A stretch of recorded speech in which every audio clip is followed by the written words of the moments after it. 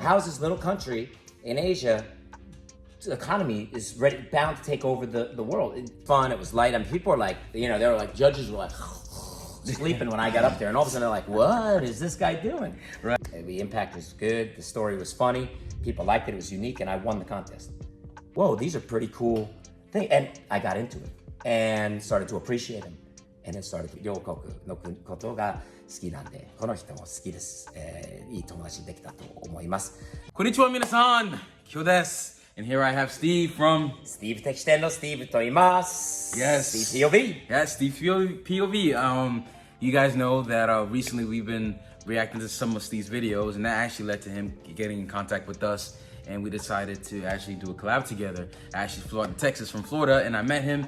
And one thing about Steve is that he's the real deal. Whatever you guys see on video is exactly what you get in real life. So completely authentic, you know. So I decided to do an interview with Steve, and thank you for coming on. Of course, man. Thank you for coming to Texas and for checking out my house and the garage and everything about this great state. It's fantastic, man. I love it. It's a lot of personality. Appreciate it. Thank you for doing what you do on YouTube. Thank you. You're welcome. Thank you. So first things first, Steve, how did you get into Japan, or how did you eventually end up in Japan? Like, how did that come to be?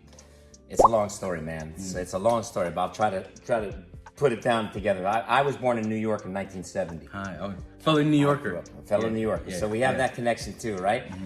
I grew up in a time where Japanese cars, even when Japanese cars were really popular in the United States, it was about American cars, muscle cars, the 60s to 50s. I grew up in a car family. I loved cars. I wound up growing up and then eventually graduating high school in New Jersey and going to Wisconsin, to the University of Wisconsin for college. And at that time, that was 1988. Right. Japan, I was a business major. And Japan's economy was starting to boom at that time. I wasn't into Japanese cars. I really wasn't into Japanese culture whatsoever, anything. But I started wondering how curious about this little country growing to become the biggest economy in the world. Right. How's this little country in Asia, the economy is bound to take over the world? Japanese people were coming to the United States buying Rockefeller Center, buying up things. Japanese cars were booming. Things were happening. Japan was the focus of a lot of things, even in business school. How Japanese work, the group work ethic theory, just-in-time management, many Japanese concepts that became things that we were learning about in business school. It intrigued me. I decided to start studying the language. I wasn't very good at it, but I persevered. I made some Japanese friends, and the Japanese friend connection got me to Japan for the first time. In the summer of 1991, on a chicken farm in rural Japan. I went to a chicken farm in Okabe, Saitama Ken, Saitama Prefecture, Okabe. And I stayed on that chicken farm for 2.5 months over the summer. Hot, sweaty, working on a chicken farm, something I never did in my life here in the United States, let alone in Japan. Went there. I was surrounded only by Japanese people. My Japanese language improved. I got better at it. I went back to the University of Wisconsin and time to practice. I was immersed in the culture. Nobody else around me spoke English, and I'm glad. That was a great opportunity. That forced me to have to learn, to survive. Right. It was survive or go home. Right. And I wasn't ready to go home. So studied, went back to the University of Wisconsin, got a lot better at Japanese, and then on my graduating year, my last year, I decided to enter a speech language contest, a Japanese speech language contest in the United States, a national contest. It's called the Nihongo Benron Taikai. And I entered that, and I told my story about my time on the chicken farm in Japan. Everybody's talking about trade friction and Japanese cultural differences, and he's real hard and stiff, and everybody's all suited up. And I came out in the chicken farm uniform, company name across my chest, big hat on with a bill out to here so the chickens didn't shit on your head. Stood out. Yeah. And a whole thing, long boots, rubber boots up to here. I stood out. The impact was good. The story was funny. People liked it. It was unique, and I won the contest. And that got me to Japan. Nice. To work and to live, and started my career. Because everyone probably came in with the same kind of story and background, whatever. Here you come dressed up the way you were, talking about your chicken farm. My experience on a chicken farm. Nobody had anything like that. You couldn't replicate that. It was fun. It was light. I mean, people were like, they were like, judges were like sleeping when I got up there, and all of a sudden they're like, what is this guy doing? Right. And it was fun, man. It was a fun speech. It was a true experience. I made it funny. I made it things where people can laugh, and man, that was the start of my kind of Japan career. Wow. Yeah. I mean, so when you came to Japan, did you have any kind of culture shock arriving in Japan? Because I know Japan was very different from being in America. Did you experience that at all? Yeah, I mean, certainly I had never been to Japan before. Really hadn't studied a lot about Japan. So just basic things, even basic things about bathing, basic things about taking shoes off all the time. It's easy to forget. Eating with chopsticks, of course, now I'm very used to it, but at the time it was a little more difficult. Eating certain types of foods like cold somen and soba and other things with chopsticks sometimes is not easy. Right. And I went to a place, I was on a chicken farm, I was working in an environment that I'd never really worked in of anything like that before at all, really. I was fresh out of college. So everything was new. Everything was kind of culture shock. The lights, the big city, the cost of things, it was very expensive. The people, how nice they were, how welcoming they were, how much they wanted me to enjoy the country, have me enjoy every aspect of different Japanese culture. It was a great experience. And what parts of Japan did you visit actually? Well, at that time I was living in Saitama, so near Tokyo, and I think I traveled a little bit, maybe went to Kyoto, Osaka, did the basic tourist route, but I really didn't get around much. I mean, I was there to work, make some money, learn Japanese, live in a Japanese room, and work with Japanese old ladies on the chicken farm. And that was a great experience, man. Fantastic. Did you have reverse culture shock coming back to the U.S.? Because definitely I did when I came back. Well, definitely. I mean, customer service in Japan is so good. You get used to being treated very nicely. You get used to people saying good morning all the time, greeting you, being polite and courteous. And then you come back and you get, a lot of the opposite stuff, in Japan. You really saw people were interested in me in Japan. I was different. I was unique. People wanted to meet and talk. And for me, that was opportunity to make friends and to learn more language. Yeah, back here, I'm just another American dude, nothing. So but more than anything was the difference in culture, the difference in greetings, the difference in food, difference in what we're eating. So yeah, there was a lot of culture shock. Culture shock, right. Yeah. You just kind of realize how more rude Americans are, or at least, Japanese tend to be more, like you said, customer service oriented. Yeah. I mean, I think it's just common. And then, the dedication to the jobs in Japan too. People who it doesn't matter if you're cleaning the bathroom in Narita Airport. Right. That's your job, man. People focus on it and perfect it. Do their job and work on it and don't mess around. There's no erroneous talking. People just focus. And as an American who went there, who likes to talk and likes to, BS with people too, that wasn't going on in Japan. So it's kind of hard to kind of turn that off and just focus on work, and that's another unique, very good Japanese quality. Certainly something different than here. They're like working hard and really doing all they can to accomplish the tasks that they're assigned to. Focus on the task you got, master that task. That's your job. Your job's not there to talk on the phone. Your job's not there to talk to people, or discuss things. Your job's to do whatever it may be, and that's what people there really focus on, their one job. Definitely. Yeah. So as far as learning the language, how long did it take for you to go from okay, now I'm not fluent to actually fluent? And what advice would you give to people learning a language? Because many people on our channel, they want to learn English, or they're learning English. So what advice, how long did it take for you to become fluent? And what advice would you give to people who are learning another language?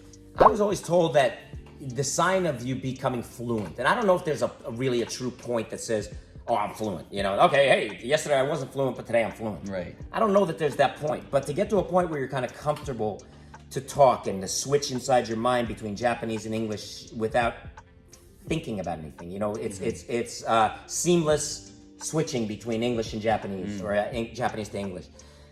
They used to say, and I think it's true, and I took this to heart, or made me at least feel like I accomplished something. Right. When you have a dream while you're sleeping, but you're in the dream, you're speaking in Japanese. You're not speaking in English in a dream like you normally would be. Right. But you've mastered a language when you're actually dreaming, and in your dream, you're talking, conversing, dealing with people in that language. I never heard of that before. Yeah. So I woke up one day, I said, wait a minute, was I just talking Japanese in my dream? Wait a minute, I think I was just, wait a minute, I said, maybe I got it. It's in there. Now it's like second nature. Yeah, but the point is this, it starts with listening. You've got to be able to listen. For me, I like music. I like music a lot. I found Japanese music through friends that I met back then at the University of Wisconsin. I found out about all these great bands, the Blue Hearts and Kome Club and Checkers and Tube and I mean, just there were so many good songs that I started listening to and learning. and by listening to the song and by reading along and then by studying the characters and by studying the things I couldn't read or make sense of and writing them and rereading them and re-listening to them over and over and over again, that helps you hear.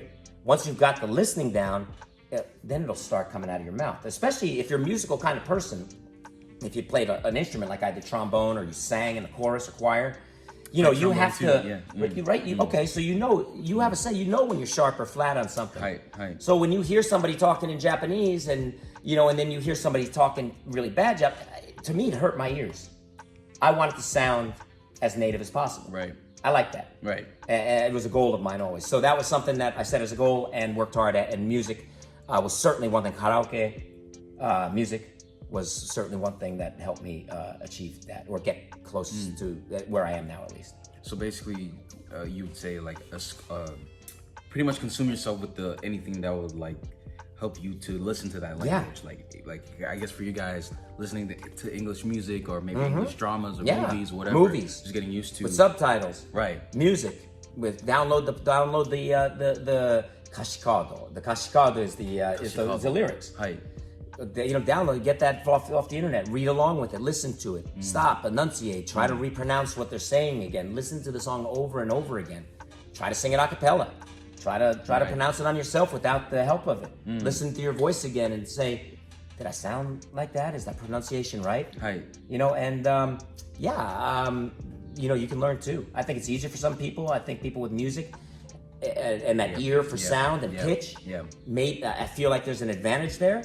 But even if you're not, it's possible to do it, and it starts with listening. Definitely. So, what made you want to start your YouTube channel? As far as just content about Japan or Japanese things, or to research Japanese people. Like, what made you want to start that YouTube channel? So I'd done a lot of business and done a lot of things. I'd lived in Japan and worked in Japan and done a lot of import-export and translating and a whole bunch of other stuff. But at the time, whatever it was 7-8 years ago, that I thought about starting, the business in Japan had changed a lot. From the 90s, the end of the 80s and 90s, and then as the 90s kind of peaked, it started coming down. Right. The economy in Japan has been kind of bad for a while, a long time. A lot of things I was doing wasn't kind of making the money or thinking that this was the long-term way to survive and doing business. So I needed to recreate myself. And in order to recreate myself, I thought about how do people know that there's a Japanese-speaking American guy with business experience who's done a lot of things, knows about cars, and this loves Japan and America and does all these things. How do you promote yourself in today's day, especially without tons of money to do it? Correct. I said, okay, well, I guess if I go on YouTube, it's free. My son was growing up. He was into cameras and photography and stuff. So he had a DSLR camera. I got a mic, and plugged it into his camera and went out to car shows and started showing facets of American life, car life particularly, and then comparisons between Japan and America that I had seen and picked up on, the salaryman and salesman thing, the different work ethics and different work mannerisms and things that we do differently so much, and just started saying, well, if I make videos, short and sweet, kind of about these things, and do them in Japanese, and at the end of every video, say, hey, if you're interested in doing some business or wanting to work together or want to know more about me, write me, encouraging people to get to me. And that formula helped. Fantastic marketing. Yeah, so I got to Japan and people, some people knew the videos, some people wrote from the videos, some people, it opened doors to things. It said, hey, you know what? Oh, you said, okay, what are you looking to do, or what kind of businesses do you do? And it opened up conversations, and it built new businesses and relationships for me as a result of the channel. Wow. So that was the purpose of the channel initially. It wasn't to be a YouTuber, it wasn't to be really anything other than to kind of market myself to people about my skill set, what I'm capable of doing, and maybe find new relationships and ways to make money together. And it definitely worked. Well, it worked. I brought cars over from Japan and sold them here, Ferraris and other JDM cars. I sold cars to Japan. I've consulted for people. I've researched things for people. I've done real estate deals for people in Japan, here in the United States. It's led to so many different things and relationships and different car things, of course, culture-related things. It led to me speaking at universities. Wow. In Japan. Wow. About my experience and learning and stuff like that. And for me, that's rewarding too. Of course, there's money, there's a career and everything, but you get to speak to young people trying to now start life and do things and maybe have an interest in Japan. For me, if I have a little bit of influence or rub off on people who are doing that younger do it through my experiences and what I've done, then I'm really happy. I hope, like for somebody to say, people have said it, hey, thank you, you motivated me, or you got me up to do this, or I wasn't into this before and I started watching your channel and doing it now, and that feels good. And it's a good feeling for me. I enjoy it. So with the YouTube channel, like you set out what you originally wanted to do, but you ended up doing more. Connecting you to people, helping people. Seeing where it was going to go. It just flowed with the flow. Created opportunities for you. Yeah. Wow, that's amazing. Yeah. So how did you get into cars, actually? I was born in the cars, man. My dad was in the cars. I grew up around cars. When I was a little kid, I was always in different old American classic cars. So, but being from a young age, being in cars, being around cars, anything related to cars was fun stuff. So it's in my blood, as it's in my kids' blood. But it took me a long time to transition from American cars into Japanese cars. Going to Japan for the first time and seeing some of the cars there that we didn't have here in the United States, and how the Japanese stylized them and customized them. It did that for me. That was exciting stuff. That was real. I was like, whoa, that's some. I didn't know that you had these type of cool cars. I didn't think Japanese cars were cool. Right. Then I got to Japan. I started saying, wow, these are pretty cool cars. Whoa, these are pretty cool things. And I got into it and started to appreciate them, and then started to own them and started to buy them and started to, gather a collection like I have now. And the rest is history. Yeah, the rest is history after that. And then the last thing, you say this in Japanese, Nihongo daijoubu. Hi. Just the Japanese audience who probably want to come to America or are interested in Western culture, what would you say to them? ぜひアメリカにいらしてください。アメリカに日本よりの人が多く、私と共済以外にも日本に興味を持つ、日本に興味のある、日本大好きなアメリカ人、いっぱいいます。ニュースで報道されているような悪いニュースばっかりを、もちろん見て気になる方もいると思うんですが、アメリカはいいところです。いいと思います。